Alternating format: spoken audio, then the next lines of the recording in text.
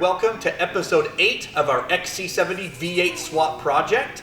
This is going to be the last video in this series, but don't worry, we're going to have a lot more videos on our YouTube and social media channels featuring our XC70 V8, but this will be the last video pertaining to the series following the V8 swap.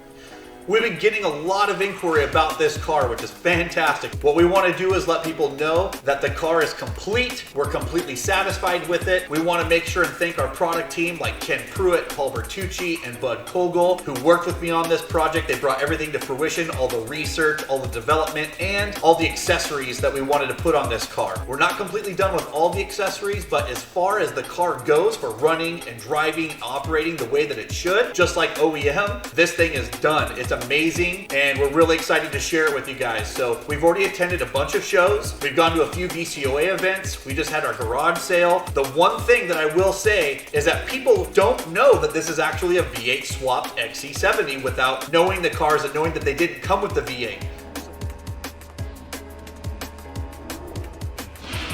First off, I want to thank all of our amazing customers who have been following this build. If you just landed on this episode and you want to know more information about this car and how it got started and how we came to with the Volvo V8 engine that we had here in our shop, please check out our YouTube channel and social media channels. All the previous episodes are hosted. I think you would really enjoy to find out how we came to build this V8 XC70 project.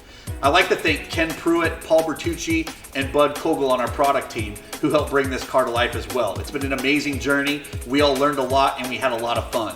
This build was somewhat seamless, but it definitely posed some challenges for us that we overcame, and this car is fantastic.